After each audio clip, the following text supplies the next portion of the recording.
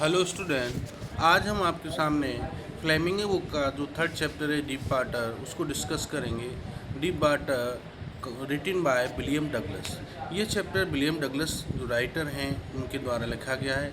William ओ Douglas इनका पूरा नाम है, जिनका जन्म 16 अक्टूबर 1898 को हुआ था, जो कि मेन मिनेसोटा जो जगह है वॉशिंगटन में, वहाँ पर इनका जन्म हुआ था।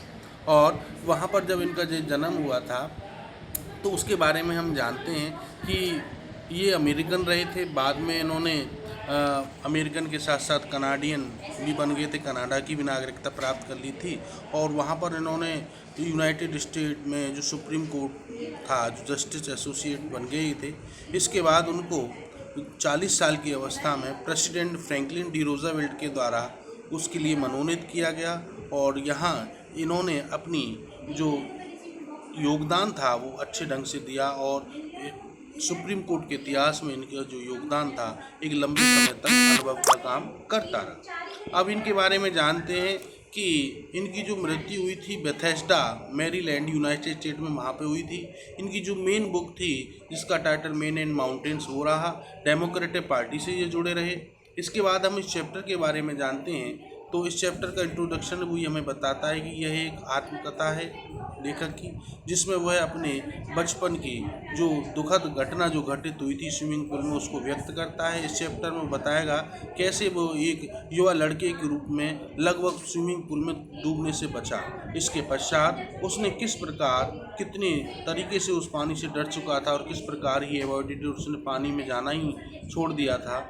वेन एवर जब कभी वह जाता तो दूर उसके अंदर वो जो डर था वो बढ़ जाता, लेकिन उसने उस डर पर विजय प्राप्त करने की कोशिश की और स्लोली एंड स्टडी धीरे से और एकाग्रचित होकर उसने अंत में उस पानी पर विजय प्राप्त कर ही ली। अब इसके थीम के बारे में जानते हैं। तो ये जो गहरे पानी का जो पार्ट है वो हमको ये सूचना देता है कि मृत्यु यह नहीं बल्कि मृत्यु का भय सबसे बड़ा होता है। मृत्यु वह नहीं कि किसी को हम जान लें तो वो मृत्यु है, क्योंकि जो मृत्यु से बना हुआ जो भय होता है वो हम सबको डराता है। और we must fight the fear otherwise it will over us. यदि हमें डर से लड़ना चाहिए, यदि हम नहीं लड़ेंगे तो ये हम पर हावी हो जाएगा। और अतीत की अगर हम बातों को देखें तो मानव के मन पर यह डर कहीं ना कहीं एक बहुत ही इंडेलीबल का मतलब अमिट छाप छोड़ जाता है। डीप वाटर जो चैप्टर है ये कहीं ना कहीं बचपन के डर से संबंधित है, लेखक के डर से संबंधित है। A misadventure at the YMCA pool develop an aversion.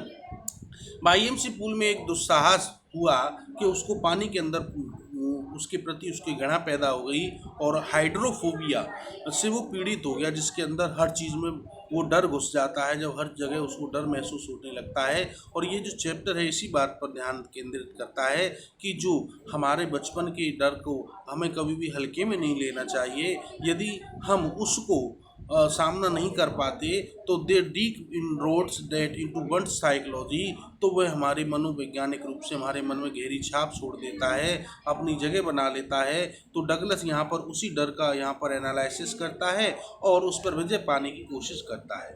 तो अब ये जो चैप्टर है हमारा, इसका जो जस्टिफिकेशन टाइटल है उसके बारे में डिस्कस करते हैं। यह जो शीर्षक है, जो ये छोटा सा टुकड़ा जो चैप्टर का लिया गया है मेन एंड माउंटेन्स बुक से डीप वाटर, यह उसको उचित नाम दिया गया है क्योंकि लेखक यहाँ पर एक घटना के बाद अपने तैरने वाले जो डर है उसको व्यक्त करता है, जिसमें वह एक लहर से बह गया था, 3-4 साल की अवस्था में थी और वह डर उसका बढ़ता चला गया। एक और अन्य घटना में क्या होता है कि उसका जो डर था वो बढ़ गया था जब वहाँ पर एक बुली हेल्दी पहलवान जैसे लड़के ने उसको स्विमिंग पूल में ढकेल दिया था और लगभग वह डूब ही चुका था, लेकिन वह धीरे धीरे दृढ़ संकल्पित होकर दृढ़ इच्छा से अपने डर पर काबू पाता है। और इसके बाद वह एक प्रशिक्षक की सेवाएं लेता है। ही स्विम इन डिफरेंट पूल। इसके बाद वो विभिन्न तालाबों में झीलों में तैरता है। और ये जो इसका टाइटल है, शीर्षक है, वो भी यही दिखाता है कि लेखक का जो डर था वो बहुत गहरा था, इसलिए ये हमारे लिए एक उपयुक्त शीर्षक है। इसके बाद हम देखते हैं इसका जो संदेश है उसके बारे में हम जानते हैं कि पाठ हमें क्या संदेश देता है। डीप पार्टर्स कहानी ये बताती है कि यदि हमने अपने डर पर, जिस प्रकार लेखक ने डर पर काबू पा लिया, वो केवल अपनी दृढ़ इच्छा शक्ति से ही पाया, यानी विल पावर, यानी मजबूती से पाया। और यदि उसने बचपन से ही पानी का डर जो पैदा हो गया था, जिसकी वजह से वह डर गया था, तो यहाँ पर वह अपने दृढ़ संकल्प से ही डर को दूर करने में कामयाब हुआ। तो हमें ये संदेश मिलता है इस कहानी के माध्यम से कि हमें मृत्यु नहीं बल्कि मृत्यु का भय हमें परेशान करता है, जो हमारे मन में आतंक पैदा करता है, इसलिए हमें कभी भी उससे डरना नहीं चाहिए। अगले वीडियो में हम इस चैप्टर के स्टेप बाय स्टेप पॉइंट को समझेंगे, जिससे ये चैप्टर पूरा होगा।